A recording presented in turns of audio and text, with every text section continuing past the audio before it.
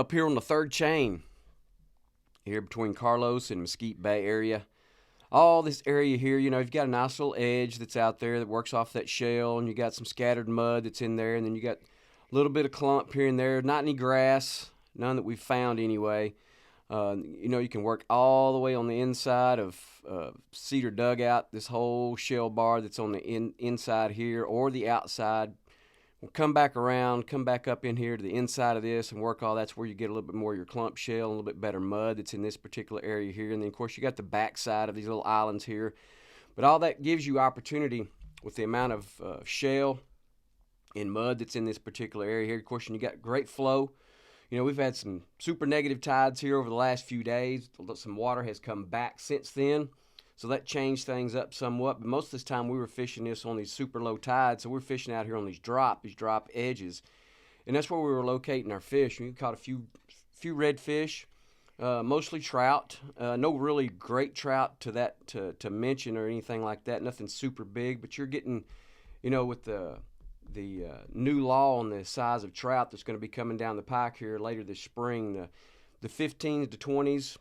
You could find those in there. So, 16, 17, 18-inch fish, which is, if you're keeping fish, trout specifically, that's a nice, good size fish to put in your box and take home with you. But those fish are there. Primarily, we're working the majors and minors, obviously, during these time frames here. So we're just kind of giving ourselves the best opportunities to work all this area in here around the mud and the shale. Main things that we've been throwing have been the soft dine XL. A few corkies we've mixed in there. Of course, we've been throwing the down south, all three sizes. Throwing the knock and tails, throw all those, the flavors there. The mirror lure Little Johns, been throwing those as well. The Corky Devil has been in play just a little bit. The Double D has been pretty good for us as well. And another bait that I'd mentioned a few weeks ago is called the Lele, which is basically a subsurface / topwater bait. So when these tides are like really super low, that's a really good bait that you can tie on there and keep that thing out of that grass and keep it out of shale. But you can still work it, 10, 12, 15 inches of water with not any problem. But then after we kind of got through working these areas through here, we come back down toward Cedar Flat. Just work down the shoreline here. You've got a great mixture of grass and potholes and edge that's out here. So when we've had our right winds for that to set up for us, we've really kind of worked all this profile, this section of water all down through here.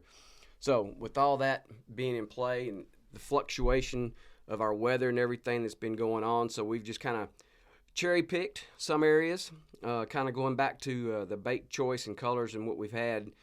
Twisted Tea's been good for us. Big Papa's been good for us. Magic Grass has been the main flavors, and the down south colors has been good. In the knock and tail, the greenback, which kind of goes along with the Magic Grass, it kind of coincides with that. Of course, Bone Diamond and White Ice in the knock and tail as well. And again, Rogue has been very constant for us, consistent since we've been putting it in place since we got them last spring. That bait, you can use it just about year-round, just about any kind of color or water that you want. And the profile size, we came off the backside of that full moon in the transition days, so we kind of structured our bait size and profiles from smallest to largest to kind of let the fish dictate to us. Now we're fixing to be into the new moon, so all bets are off as far as what you want to throw. Throw anything. Throw it big, throw a big profile, throw a smaller profile. Again, the fish will dictate to what they want and how they want it presented to you if you just pay attention to what's going on with it. But work these areas up here again. Just be patient with it. Water temps have fluctuated somewhat. It's come back a little bit warmer than what it has been, which is a favorable thing. But again, just work these edges up here. Be patient. Pay attention to what your bait's doing and match your bait to what's going on in the water there, and you'll find and locate fish. Here on the Super Flats, coming off here the Lyan Channel, all this area down through here, it has been a big-time play area for fish, for flounder, for redfish, for trout specifically. This whole area here, you got grass, you got potholes, you got a deeper edge, you got some good mud that's mixed in there, and when you have the right amount of water levels, you can even get back into North Pass in that area there, but that has not been the case over the last several days. There's not been enough water to fish that. So we've been mainly hanging out here on the edges, the deeper edge. you know, that thigh to waist deep water, fishing out a little bit deeper, especially early. You know, working the grass, working the potholes, working down the shoreline, all the way come back around here as you head toward Blind Pass.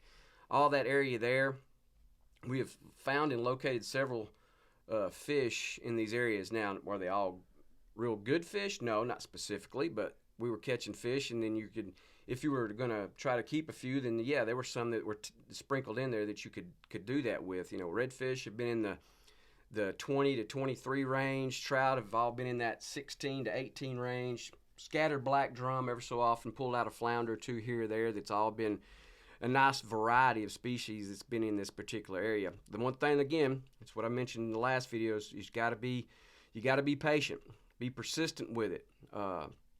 Those particular two things right there, that persistence and patience thing, really pays off for us in this time frame. It wasn't a super great bite early, but as we said, like I said, the sun has come up. It's starting to warm that water up a little bit more, and those fish become more active, just like the bait has. So once we started seeing that bait work a little bit more and get a little bit more active on these flats like that, we've been more productive.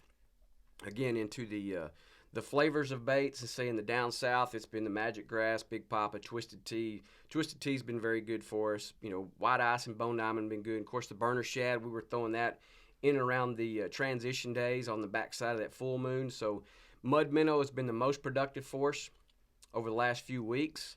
Firecracker has been good. Supernatural has been good, but the Mud Minnow specifically has been very good for us. Of course, Double D has been good in a certain amount of water. If you got that 2 foot, 3 foot of water, you can really work that in there in that area. Of course, using 16th ounce jig heads, because we don't want this thing to really drop down into the water for us. We want that bait to really glide for us, especially this time of year in the cooler water. Knock and tail, of course, your greenback in the Rogue flavor has been good. Watermelon red in the smaller flavor of that has been good in the knock and tail. White Ice has been good. Of course, again, the Little Johns, Provoker have been good as well. And that's just been Golden Red Glitter, Kitchen Sink. They've all been pretty much the same flavors that I've been throwing. They're very productive for us.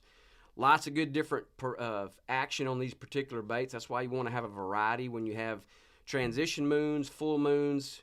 You get into a new moon phase, and you can really kind of open up the gauntlet as far as what you want, as far as what you want to throw. You can pretty much, it's open book. So if you got several people that are fishing with you, 5, 6 people or less, 2 people, 1 people, whatever, just have a variety in your box so you can really work these areas. Give it plenty of time. Again, if you have the opportunity to set up your major or minor during your fishing day, that's your most productive time frame to fish these areas, fishing this structure.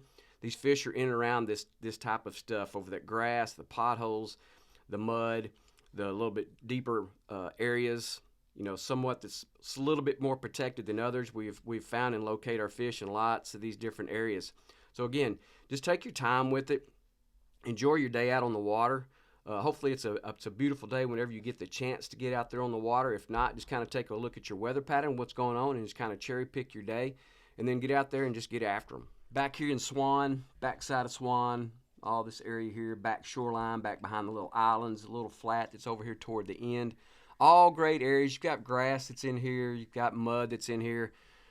Some of that mud is really, really sticky and deep, so you just have to be aware of that if you're not familiar with that particular area. So just be careful when you drop into some of these areas, especially behind the islands.